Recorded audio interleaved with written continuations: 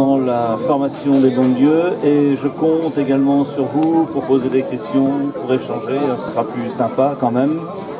Alors si vous me demandez l'explication sur tel ou tel nom de lieu, je ne pourrai pas répondre à tous. Le nombre de noms de lieux en breton, en Bretagne, est estimé à environ 60 000 quand même. Donc je ne connais pas les 60 000. Il y en a énormément. Alors je vais expliquer pourquoi il y en a tant que ça. Donc parmi les explications que je vais donner pour commencer en tout début, je vais donner quelques notions concernant l'évolution de la langue, mais très rapidement. Je vais donner quelques explications sur l'occupation du territoire, comment est organisé le territoire en Bretagne, et c'est ce qui explique justement ce nombre si important de noms de lieux. Et puis après, on verra différents exemples, et à chaque fois, donc j'expliquerai ce qui s'est passé dans l'évolution du nom, alors ce qui veut dire aussi, et ce qui s'est passé dans l'évolution du nom, et surtout comment on le prononce correctement en breton. Parce que très souvent, pour les noms de lieux, on a une prononciation en français, mais c'est une prononciation locale en français, et une prononciation en breton. Et parfois, on a également une prononciation livresque en français. Mais la prononciation livresque en français, c'est les gens qui ne sont pas du coin, qui ne savent pas comment on prononce en fait. Mais donc je ne donnerai pas d'exemple de prononciation livresque. C'est pas la peine. La prononciation en français local et en breton, ça suffira largement. Voilà. Voilà, donc voilà comment ça se passera. Puis n'hésitez pas à poser des questions non plus. Alors, juste pour commencer, donc le breton, c'est une langue qui fait partie d'une famille de langues. Alors, cette famille, c'est la famille des langues européennes. Ouais. Alors ça, c'est la grande famille. Ça, c'est la grande famille. Mais dans la grande famille, il y a plein de petites familles. Alors. La dame, elle a dit, elle est dit celtique. J'ai pas entendu, oui. Alors, vous n'avez pas de micro. Elle a dit celtique. Celtique, exactement. Voilà, donc dans l'ouest de l'Europe, où on est ici, il y a plusieurs familles de langues, plusieurs familles linguistiques. Donc il y a ce qu'on appelle les langues latines ou romanes, dont fait partie le français, par exemple. On a des langues germaniques, dont font partie l'allemand et l'anglais, et on a les langues celtiques. Donc ici, c'est le festival interceltique, c'est-à-dire où se retrouvent les pays où on parle une langue celtique, où on a parlé une langue celtique aussi. Voilà. Alors, donc ça c'est la première chose. Donc le breton fait partie des langues celtiques, ça veut dire qu'il y a des points communs avec les autres langues de l'ouest de l'Europe, avec les langues latines, avec les langues germaniques, puis d'autres langues encore, mais également des particularités propres aux langues celtiques. Voilà. Et ces particularités propres aux langues celtiques, on va par exemple les retrouver dans les noms de lieux. Alors je ne sais pas si vous avez eu l'occasion d'observer le tableau qui est derrière moi.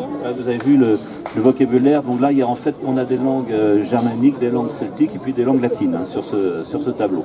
Et si vous avez bien regardé, vous avez pu voir que le vocabulaire est très souvent commun entre les différentes langues celtiques.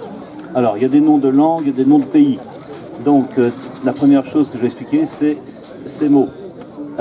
Gaulois, gallois, gallo, gaélique, pays de Galles.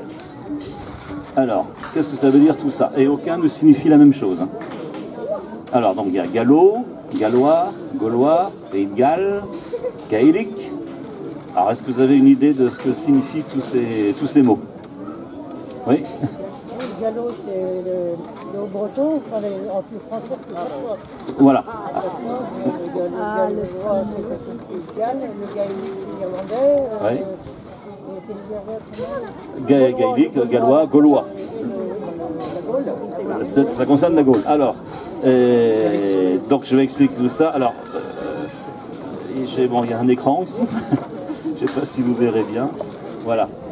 Donc ici sont représentées toutes les langues celtiques actuellement parlées en Europe. Donc, alors, les langues qui sont en orange. Je ne sais pas si tout le monde voit. En orange, ce sont ce qu'on appelle les langues gaéliques. Gaélique, alors gaélique, ce n'est pas gallois, ni gaulois, ni gallo, c'est un autre mot encore. Gaélique, ce sont les langues celtiques, parlées en Irlande, tout le monde repère sur la carte, en Irlande, en Écosse et sur l'île de Man. C'est une petite île qui se trouve entre l'Écosse et puis l'Irlande.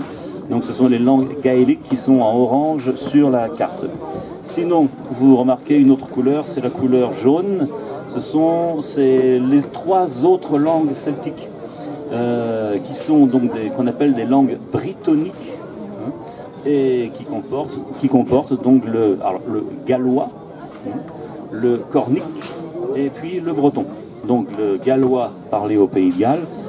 Alors, je modifie l'inclinaison de l'écran peut-être, je sais pas si... La Bretagne en orange.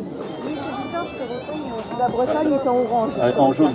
Non, orange. Elle est orange. Elle est orange. Ouais. Ah bah si elle est orange comme le Pays de Galles. Là, je sais pas, c'est peut-être mieux là. Voilà, donc je le répète. Donc au Pays de Galles, on parle le gallois. En Cornouailles britannique, donc c'est la pointe sud-ouest, on parle le cornique, et en Bretagne, donc le breton. Et ces 3 langues-là sont des langues dites brittoniques. Voilà comment on classe les langues celtiques. Alors donc il y a en fait pourquoi 2 sous-familles, parce que il y a des points communs entre les langues brittoniques et d'autres points communs entre les langues gaéliques, hein, tout simplement. Voilà. Alors je ne vais pas donner trop d'exemples, je donne juste 2 exemples. Il faut comprendre cela. Donc, alors, qui sait comment on dit 4 en breton? 4. Voilà. Teva, par exemple. Ouais. Donc, c'est un mot qui commence par un P. Alors, comment est-ce qu'on dit 5 en breton? Voilà. Pem, c'est un mot qui commence par un P. Ici. Alors, maintenant, les langues gaéliques. Donc, l'équivalent, 4 en irlandais, par exemple, c'est kiar. Kiar. Et l'équivalent de 5 en gaélique, c'est kuik. Donc quand on a un P dans les langues brittoniques, on a le son que dans les langues gaéliques. Voilà, c'est un des critères pour les classer dans ces 2 familles. Donc en Bretagne, on aura des noms qui commencent par P ou qui comportent P à l'intérieur, alors qu'en Irlande, le correspondant, l'exact correspondant, comportera le son que. Voilà, grosso modo. Donc ça, ce sont les 2 familles de langues.